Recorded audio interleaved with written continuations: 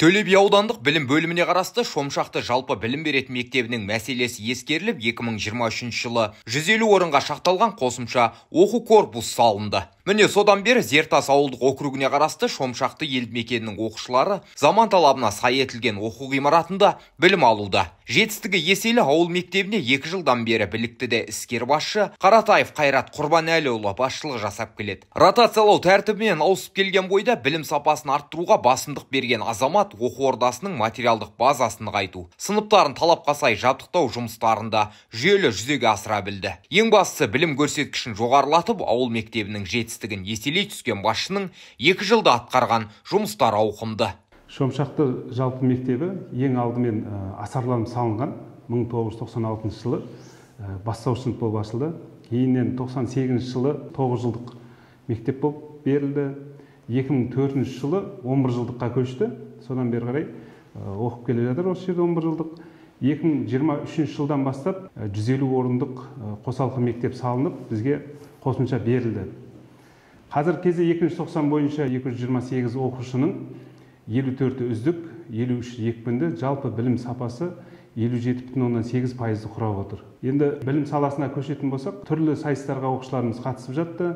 Соның ішінде былтырғы оқу жылын алатын болсақ, 11 оқушымыз олимпиаданың жеңімпазы атанса, биылғы оқу жылында 7 оқушымыз қазірге олимпиада жеңімпазын атанып отыр. Әлі де бізде бастауыштың олимпиадасы бар.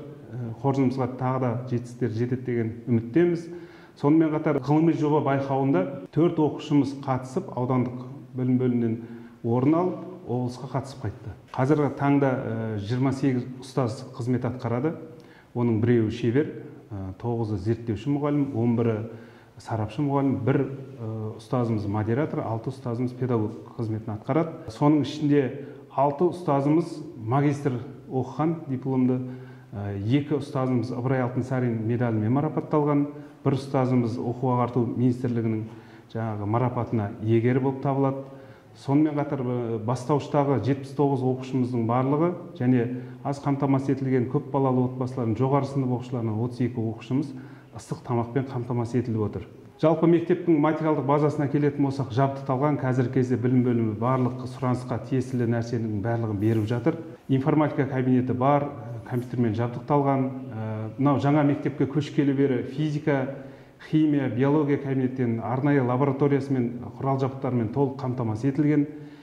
Бізде мектеп ұжымы болып, қамқорлық кеңес, сонымен қатар мынау ата-аналармен кеңес өткізіп, оны кейіннен педагогикалық кеңесте талқылап, ағартушылық қызмет атқарған, мемлекеттік жаңағы мәдениетке үлес қосқан, Ұлы Отан соғысының ардагерлеріне арналған бір 7 атаулы кабинетін аштық.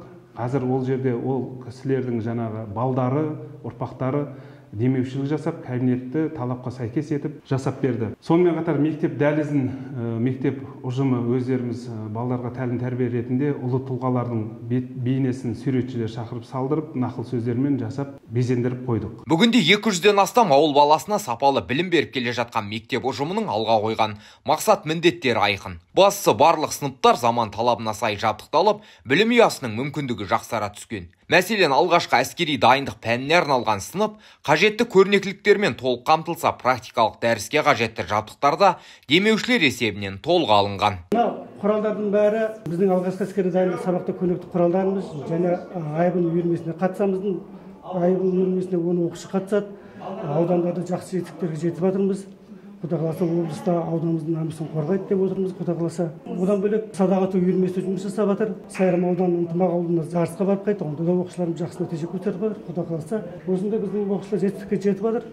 Ауданымыздың намысын осы оқушыларымыз қорғайды деп отырмыз. Талай жылдан бері ауыл балаларына сапалы білім, саналы тәрбие беріп, жүйелі жұмыс жасап келе жатқан білім мекемесінде қазіргі таңда 30-ға тарта мұғалім еңбек етеді. Тарихи танымдылықпен қатар білім сапасына басымдық беріп келе жатқан оқу ордасында оқушылардың бос уақытын тиімді өткізу бойынша бірнеше үйірме қарастырылған. Сонымен бірге арнайы шахмат бұрышы балалардың ақыл ойын дамытып, ой жүйріктігін қалыптастыруға мүмкіндік береді. Мен бұл мектепте 1-ші сыныптан бастап оқып келе жатырмын. Ескі мектептен жаңа мектепке көшкен кезімізде барлығымыз өте қатты қуандық. Бұл мектепте барлық жағдайлар жасалынған. Мен осы мектебінің алтын белгіге үміткер түлегімін. мектебінің мерейін көтеру мақсатында грант иесі атанамын деген үмітім бар. Мектебінің атын шығару үшін білімімді шыңдай түсемін. Осы мектебімде ұстаздар, достарым бар.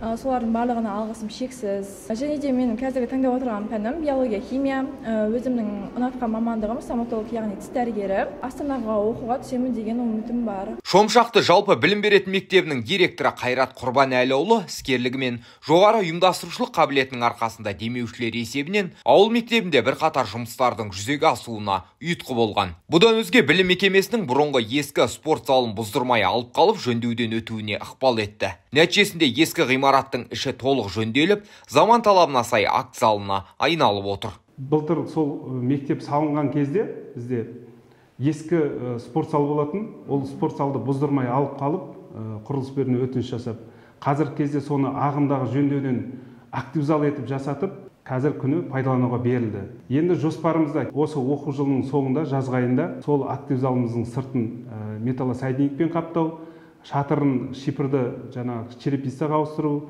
ескі бұрынғы оқыған ғимараттарымыздың корпустарын сыртын қаптату, шатырын ауыстыру, сонымен қатар ішкі қабырғалардың барлығын әктен қырғызып, қазіргі заманауи етіп евро жасату, сонымен қатар кафельдерін ауыстыру, жарықтарын ауыстыру, барлығына ПСД құжаттарын жасатып, осы оқу жылының 2025 жылы жазда ағымдағы жөндеуден өтуі жоспарланып отыр. Ең алғаш 2005 жылы Тау Самал оқу сауықтыру орталығында мұғалім болып қызмет атқарған. 2008 жылы Төле би ауданындағы Ленгір қалалық бірінші гимназиясында тәрбие орынбасары болып қызмет атқардым. Одан Қосан Мамытов атындағы жалпы орта мектебінде 6 жыл оқушы жөніндегі орынбасар қызметін атқарған. Сол мекемеде 2014 жылға дейін 9 жыл мектеп директоры қызметін атқардым. 2023 жылдың наурыз айынан бері қарай осы Шомшақты мектебінің директор қызметін атқарып келе жатырмын. Ротацияға деген көзқарасым оң, ол дұрыс деп есептеймін. Бір мекемеден екінші мекемеге ауысқаннан кейін, әрбір басшы болып алғаннан кейін сол мекеменің жақсы жағын көрсетіп, дамытуға үлес қосу керек деп ойлаймын. Осы мектепке келген кезде білім сапасы 47% болатын, қазір 57,8%-ға дейін артып отыр. Әсіресе мынау олимпиада жеңімпаздары, ғылыми жобаға қатысу деген оқушылар көптеп қатысып отыр. Біздің 65%-дай оқушымыз тамақтанады, тамақ сапалы, аспазшылар дер кезінде уақытылы жасап беріп отыр. Зертас ауылдық округіндегі Шомшақты жалпы білім беретін мектебінің жетістіктері де бір төбе. Талай дарынды шәкірттер түлеп ұшқан оқу ордасы барлық көрсеткіш жөнінен де жоғары нәтижелерге ие. Алдағы уақытта да білікті ұстаздардың еселі еңбегі арқасында үлкен жетістіктерге жетуді межелеп отырған ұжымның мақсат міндеттері де аз емес.